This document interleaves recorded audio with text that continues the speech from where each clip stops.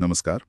आज 11 जून 2025 के लिए समसामयिक विषयों पर हमारी चर्चा का ये पहला भाग है। जी। आज हम उन जानकारियों को देखेंगे जो खास तौर पर आप जानते हैं यूपीएससी की तैयारी के लिहाज से जरूरी हैं। हाँ, बिल्कुल। हो सकता है कुछ मुद्दे हमने पहले भी डिस्कस किए हों, तो एक तरह से रिवीजन भी हो जाएगा। हाँ, वो भी अच्छा है। चलिए फिर शुरू करते हैं। पहला टॉपिक लेते हैं पर्यावरण और भूगोल से।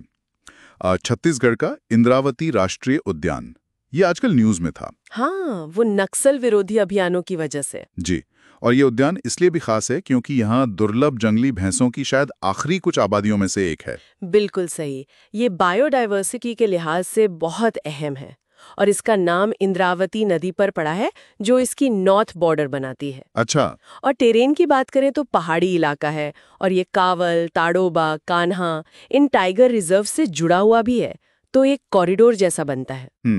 और जंगल कैसे हैं वहाँ? ज्यादातर नम मिश्रित पर्णपाती वन है, कहीं सागौन मिलता है, कहीं नहीं। ठीक है। अच्छा, इसी तरह एक और पर्यावरण से जुड़ा मुद्दा, केन बेतवा लिंक परियोजना, ये फिर से सुर्खियों में है। हाँ, हालांकि खबर थोड़ी पुरानी है, अगस्त 2023 की, पर वो पन्ना टाइगर रिजर्व पर इसके असर की चिंताएं वो अभी भी हैं। सही। ये एक क्लासिक केस है पर्यावरण बनाम विकास की बहस का।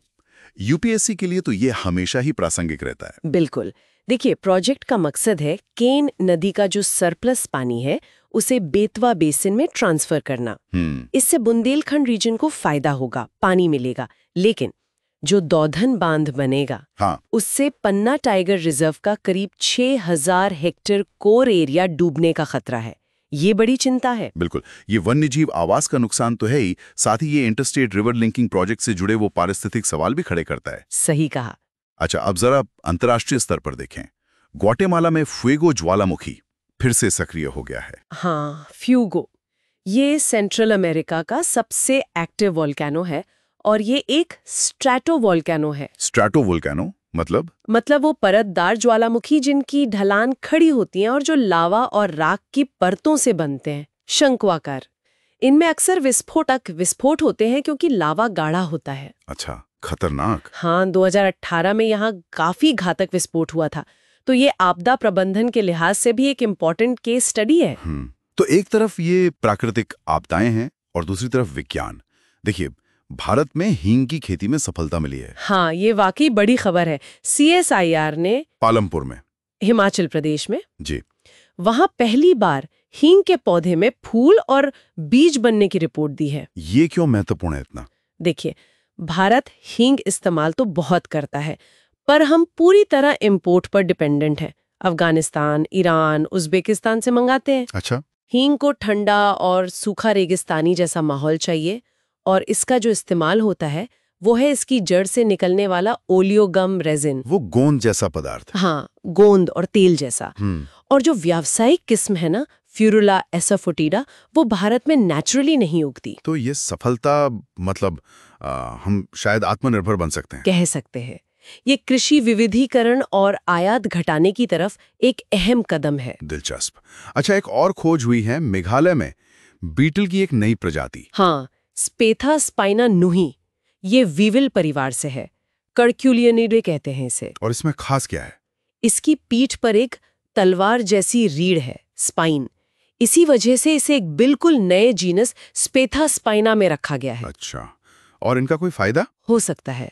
कुछ वीविल्स आक्रामक पौधों को कंट्रोल करने में मदद करते हैं, तो इनका इकोलॉजिकल महत्व भी हो सकता है। विज्ञान में एक और डेवलपमेंट है, एक नई माइक्रोस्कोपी तकनीक, मैजिक क्रायो ईएम।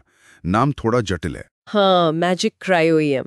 आसान शब्दों में कहे तो ये तकनीक वैज्ञानिकों को बहुत ही कम कॉन्सेंट्रेशन वाले सैंपल्स में भी अणुओं, खासकर प्रोटीन्स का स्ट्रक्चर देखने में मदद करती है। कितना कम? पहले की तुलना में करीब 100 गुना ज्यादा डाइल्यूट सैंपल में भी। अरे वाह, कैसे? इसमें छोटे छोटे मैग्नेटिक बीड्स का इस्तेमाल होता है। वो चुंबक की तरह इन अणुओं को पकड़ लेते हैं, फिर उनकी स्टडी की जाती है। अच्छा। और इसके साथ एक DSURT नाम का एनालिसिस मेथड है, जो छोटे अणुओं की संरचना को और बेहतर समझने में मदद करता है। इससे उन प्रोटीन्स का अध्ययन आसान हो जाएगा जो कम मात्रा में मिलते हैं या जिन्हें अलग करना मुश्किल होता है। कमाल है। अच्छा, अब अर्थव्यवस्था और शासन की तरफ बढ़ते हैं। सेबी ने कुछ किया है एल्गो ट्रेडिंग को लेकर। हाँ, सेबी ने एक सेटलमेंट स्कीम अनाउंस की है। उन स्टॉक ब्रोकरों के लिए जो अनियमित मतलब अनरेगुलेटेड एल्गो ट्रेडिंग प्लेटफॉर्म्स के साथ जुड़े थे। ये एल्गो ट्रेडिंग होती क्या है ठीक से? एल्गोरिदमिक ट्रेडिंग मतलब कंप्यूटर प्रोग्राम का इस्तेमाल करके पहले से तय नियमों के आधार पर ट्रेडिंग करना। जैसे किस समय किस कीमत पर कितनी मात्रा में शेयर खरीदने हैं या बेचने हैं। अच्छा, इसके फायदे नुकसान? फायदा ये कि इससे बाजार में लिक्विडिटी बढ़ती है, तेजी आती है, मानवीय भूल या भावना का असर कम होता है। लेकिन नुकसान भी है, जैसे black sworn events. Black sworn? हाँ, मतलब ऐसी अचानक और अप्रत्याशित बाजार की स्थितियां जिनका अंदाजा पिछले डेटा पर बने कंप्यूटर मॉडल्स नहीं लगा पाते। तो सेबी का ये कदम इसी तरह के रिस्क को मैनेज करने की कोशिश है। समझ गया। अब थोड़ा ग्लोबल गवर्नेंस की बात करें। CDRI की कॉन्फ्रेंस हुई है जी, coalition for disaster resilient infrastructure. इसकी अंतर्राष्ट्रीय कॉन्फ्रेंस हाल ही में फ्रांस में हुई और भारतीय प्रधानमंत्री ने उसे संबोधित भी किया। ये CDRI है क्या असल में? ये एक ग्लोबल पार्टनरशिप है, 2019 में भारत सरकार की पहल पे शुरू हुई थी। हेडक्वार्टर नई दिल्ली में है। अच्छा, भारत की पहल। हाँ, इसमें सरकारें, UN एजेंसियां, मल्टीलैटरल बैंक्स, प्राइवेट सेक्टर सब शामिल हैं और लक्ष्य है कि दुनिया भर में जो इंफ्रास्ट्रक्चर है, सड़कें, पुल, पावर ग्रिड वगैरह, उसे क्लाइमेट चेंज और आपदाओं के प्रति ज्यादा रिजिलिएंट, ज्यादा मजबूत बनाया जाए। ये तो बहुत जरूरी है। बिल्कुल, सस्टेनेबल डेवलपमेंट के लिए ये बहुत जरूरी है और ये भारत की बढ़ती ग्लोबल भूमिका को भी दिखाता है। सही कहा। अच्छा, एक आंकड़ा आया है सिविल रजिस्ट्रेशन सिस्टम यानी CRS से। हाँ, 2022 में जो मौतें दर्ज हुई उनकी संख्या 2021 के पीक से कम रही। शायद कोविड का असर कम होने का संकेत। ये CRS सिस्टम किस कानून के तहत काम करता है? ये जन्म और मृत्यु पंजीकरण अधिनियम 1969 के तहत चलता है। इसमें 2023 में अमेंडमेंट भी हुआ है। और ये केंद्र का विषय है या राज्य का? ये संविधान की संवर्ती सूची में है, मतलब केंद्र और राज्य दोनों इस पे कानून बना सकते हैं और इसे लागू करते हैं। और ये जो डेटा मिलता है ना जन्म मृत्यु का, हाँ, ये प्लानिंग के लिए, हेल्थ पॉलिसीज के मूल्यांकन के लिए, नीतियां बनाने के लिए बहुत ही क्रिटिकल होता है। बिल्कुल। अच्छा, आखिर में एक खबर संस्कृति और इतिहास से। तिरुवनंतपुरम का श्री पद्मनाभ स्वामी मंदिर। जी, वहाँ 270 सालों के बाद महाकुंभाभिषेकम हुआ है हाल ही में। 270 साल, ये बहुत बड़ा अनुष्ठान होगा। हाँ बिल्कुल, ये मंदिर भगवान विष्णु को समर्पित है और इसकी वास्तुकला खास है। इसमें केरल और द्रविडियन स्टाइल दोनों का मिश्रण दिखता है। इसका इतिहास क्या है कुछ? त्रावणकोर के शासक थे मार्तंड वर्मा। उन्होंने 18वीं सदी में इसका जीर्णोद्धार कराया था। यहाँ भगवान विष्णु की अनंत शयन मुद्रा में विशाल मूर्ति है। और ये मंदिर अपने खजाने के लिए भी मशहूर है ना? हाँ बिल्कुल।